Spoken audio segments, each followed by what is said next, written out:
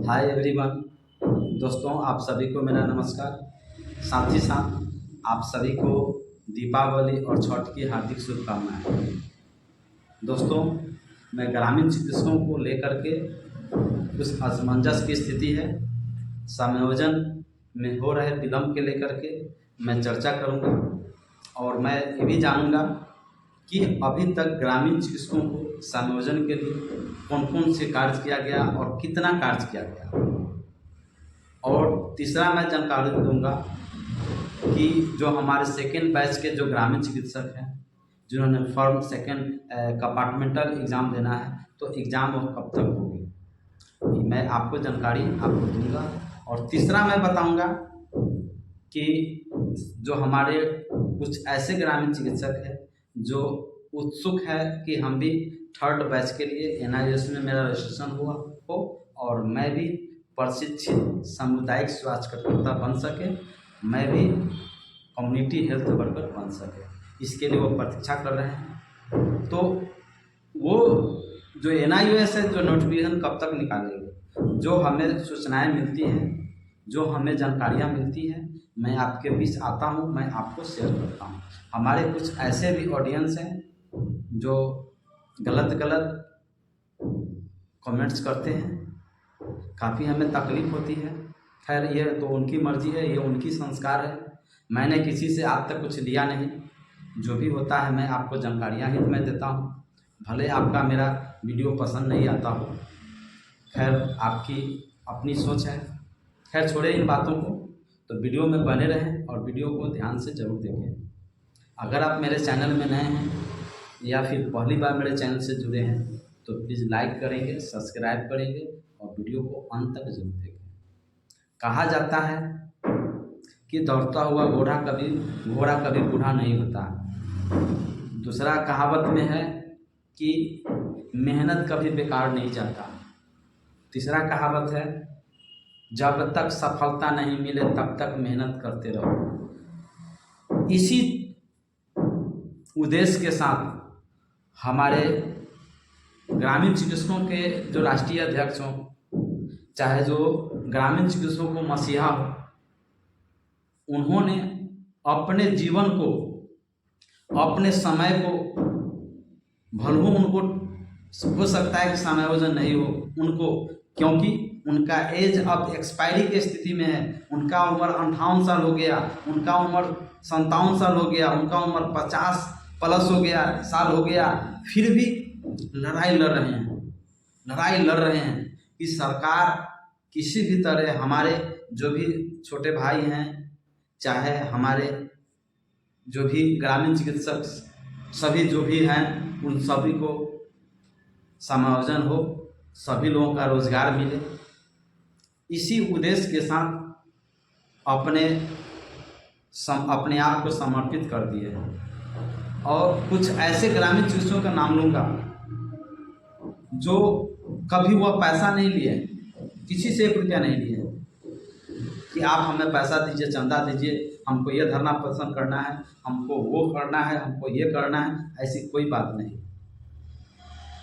खैर, मैं कुछ हमारे ऐसे ग्रामीण चिकित्सक हैं जो नाम लेने के बावजूद भी एक दूसरे पर कटाक्ष और टिप्पा टिप्पणी करने लगते हैं, जो हमें अच्छा नहीं लगता है। इसलिए कम बोलना, ज़्यादा समझना ज़्यादा अच्छा होता है। आपने देखा है कि पटना में लगभग 40-45 दिन धरना प्रदर्शन कंकड़बाग पटना में किया गया था, जिसमें 38 जिला से ग्रामीण चिकित्सकों ने डे बाय डे सबका डेट निर्धारित हो गया था कि आज 2 तारीख है तो आज वैशाली जिला से जाएंगे, 3 तारीख है तो मुजफ्फरपुर जिला से जाएंगे, 4 तारीख है तो, यानी सभी को डेट निर्धारित किया गया था कि आप अमुक डेट के 38 जिला के ग्रामीण चिकित्सकों ने धरना प्रदर्शन में भाग लिया था, ताकि समायोजन ग्रामीण चिकित्सकों के हो जाए। अगर सरकार समायोजन करती है तो क्या धरना प्रदर्शन में जो भाग ले रहे हैं उन्हीं का होगा? जी नहीं, होगा तो सभी बंधु भाई का होगा, कल्याण होगा तो सभी का होगा, नहीं होगा खैर किसी को नहीं होगा। लेकिन उन्होंने धरना प्रदर्शन में जानते हैं कि बहुत तरह की कठिनाई का सामना पड़ता है। कभी कभी पुलिस लाठीचार्ज करने लगती है, कभी कभी कानूनी कार्रवाई भी होने लगता है। इस तरह से बहुत सारे मामले आ जाते हैं धरना प्रदर्शन के दौरान। लेकिन उस सभी को नज़रअंदाज करते हुए धरना प्रदर्शन किए थे। खैर छोड़े इन बातों को। आपने देखा है कि पटना में जब एक दिन का धरना, एक दिवसीय धरना प्रदर्शन किया गया था, उस धरना प्रदर्शन में जिसका नेतृत्व करने वाले ग्रामीण चिकित्सक एसोसिएशन के राष्ट्रीय अध्यक्ष डॉक्टर अंशु तिवारी सर ने उस धरना प्रदर्शन का आयोजन किए थे, ऑर्गेनाइज किए थे, जिसमें हजार की संख्या में ग्रामीण चिकित्सकों ने धरना प्रदर्शन में पार्टिसिपेट भाग लिए थे। और उसी धरना प्रदर्शन में बीजेपी के जो नेता हैं सम्राट चौधरी, जो हम लोगों के बीच लाइव आए थे, और हम लोग लाइव नहीं, हम लोगों को बीच आए थे, और हम लोगों का जो ज्ञापन था, हम लोग की जो मांग पत्र था, उन्होंने स्वीकार किया और पूरे बजाते मीडिया के सामने ने ऊंची आवाज़ में आवाज़ लगाए, जो कि पेपर में भी इसका सबूत है कि आप लोगों की मांग जायज़ है और आप लोगों की मांग सरकार को मान लेनी चाहिए। और जब हमारी सरकार आएगी, बीजेपी की सरकार आएगी, तो निश्चित ही ग्रामीण चिकित्सकों का कल्याण होगा। जब उस समय सरकार जदयू और आरजेडी का था, जिस समय सम्राट चौधरी ग्रामीण चिकित्सकों के बीच रूबरू माइक पर आए थे और अपनी बातों को और ग्रामीण चिकित्सकों की समस्या को रखे थे। आज आप प्रेजेंट में देख लीजिए, सरकार जदयू और बीजेपी की है, जिसमें सम्राट चौधरी उप मुख्यमंत्री हैं।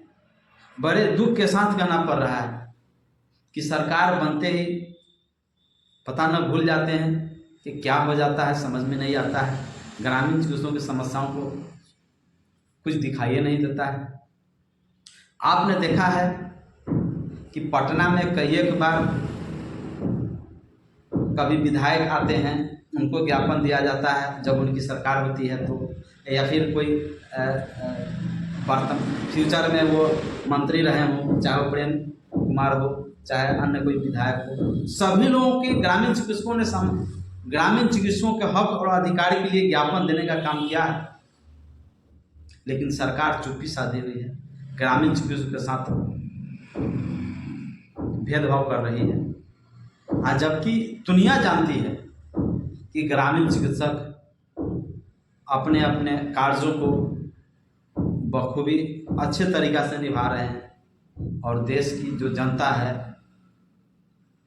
उसको ट्रेनिंग के दौरान, जो उन्हें प्रशिक्षण के दौरान जो बताया गया, उस पर वचनबद्ध हैं और वो अपने कार्य को अच्छी तरह से निर्वहन कर रहे हैं।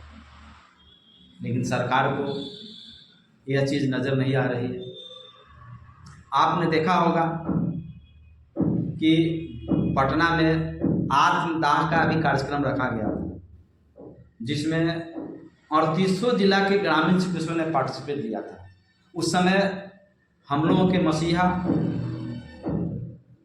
चिकित्सा सेवा संरक्षण के अध्यक्ष कहें या राष्ट्रीय अध्यक्ष कहें, नालंदा जिला से आप बिलोंग करते हैं, डॉक्टर अरविंद पंडित जी, जिन्होंने आप देख सकते हैं मीडिया के, उनका चैनल पर देख सकते हैं, उन्होंने तो पेट्रोल ही छीट लिया था कि जब तक सरकार ग्रामीण चिकित्सकों के साथ भेदभाव करेगी, जब तक नियोजन नहीं करेगी, तब तक ले हम यहाँ से हटने वाले नहीं हैं। दुनिया पेट्रोल छीट लिया था आग लगाने के लिए, लेकिन प्रशासन की टीम आई, उन्हें पकड़ लिया गया और उन्हें थाना पर रख लिया गया।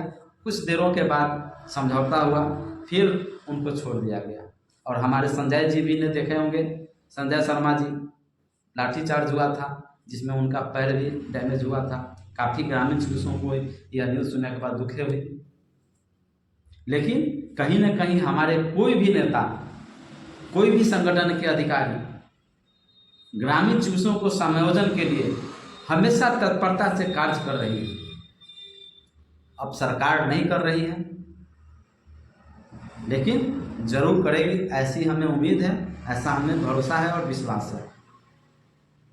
दूसरी बात, जो हमारे सेकेंड बैच के कुछ ग्रामीण चिकित्सक अनुत्तीर्ण हो गए थे, फेल हो गए थे, उनका कंपार्टमेंटल एग्ज़ाम संभवतः दिसंबर में उनका या नवंबर के लास्ट ले, नवंबर में नोटिफिकेशन निकलता है तो निकलता है, नहीं तो दिसंबर में उनका निकलेगा। अपने एग्ज़ाम का तैयारी बहुत बेहतर तरीक़ा से करें ताकि फर्स्ट क्लास जो कंडीशन आया अनुत्तीर्ण होने का, ऐसा नहीं हो। आप खुद से बुक देखें और उसकी तैयारी करें, क्योंकि बहुत ही सरल और बहुत ही आसान शब्दों में बुक में आपको बताया गया है। और सेकेंड बैच में आपने देखा होगा कि बहुत सारे 80% ऐसे स्टडी सेंटर बनाए गए थे जहां पर कोरोना के चलते उनका ट्रेनिंग नहीं हुआ। काफ़ी ग्रामीण चिकित्सकों में नाराजगी हुई, सरकार से नाराजगी हुई कि ट्रेनिंग क्यों नहीं हुआ। कहीं पर शुरू भी हुआ लेकिन काफ़ी लेट से हुआ, किसी का 15 दिन के लिए हुआ, किसी को 1 महीना के लिए हुआ, किसी को 2 महीना के लिए हुआ, किसी का हुआ भी नहीं, किसी को सेंटर भी पता नहीं चला। ऐसे में NIOS ने जो घर पर बुक प्रोवाइड किए थे उनको वह पढ़ाई किए, तैयारी किए, आज वह अच्छे नंबर से सफल भी हुए हैं। तो आप सफल होना हम जानते हैं कि आप उसका एज आपका विद्यार्थी वाला नहीं है, आपका उम्र 40 साल है, आपका एज 50 साल है, आपका एज एक अभिभावक है, आपका एज 50-55 साल है। तो कहीं ना कहीं आपकी जो पढ़ाई का जो रेगुलेटरी है वो कब से छूट चुका है। दिक्कत तो होगी, लेकिन परीक्षा पास करना है, आपको पढ़ना तो पड़ेगा, इसलिए आप पढ़ाई करें और जो मौका मिलता है एग्ज़ाम में उसका लाभ लें और आप सफल हो जाएं। और जो हमारे कुछ ऐसे ग्रामीण चिकित्सक हैं जो लंबे समय से इंतजार कर रहे हैं कि थर्ड बैच में मुझे भी NIOS में एडमिशन लेना है, उनका भी कंपार्टमेंटल का एग्ज़ाम होगा और जल्द ही नोटिफिकेशन जारी होगा और वो भी ट्रेनिंग ले पाएंगे। उनकी भी ट्रेनिंग होगी और अच्छे खासी ट्रेनिंग होगी, क्योंकि कोरोना अब तो चला गया है, इसलिए अब ट्रेनिंग होगी। अगर ट्रेनिंग में कोई परेशानियां होगी, कोई दिक्कत होगी, तो आज अब बिहार में 50,000 प्रशिक्षित ग्रामीण चिकित्सकों की फौज है। तो हम लोग एक बंधन में, एक सूत्र में बंध करके सरकार के विरुद्ध नारे लगाएंगे और निश्चित ही आपको बेहतर ट्रेनिंग और सरकार का से जो सरकार की जो स्वास्थ्य सरकारी अस्पताल है उसमें ग्रामीण चिकित्सकों का संयोजन हो, तो निश्चित भी इस पर लड़ाई जारी रहेगा। तो दोस्तों ज़्यादा नहीं बोलूँगा, क्योंकि कम बोलना ज़्यादा समझना अच्छी होता है। तो वीडियो कैसा लगा इसे कमेंट्स करके बताएं। अगर आप मेरे चैनल में नए हैं या फिर पहली बार मेरे चैनल से जुड़े हैं तो प्लीज़ लाइक करें, सब्सक्राइब करें और वीडियो को अधिक से अधिक शेयर करें। मिलते हैं अगले दिन इसी चैनल पर। तो आप सभी से विदा चाहता हूँ। जय हिंद, जय भारत।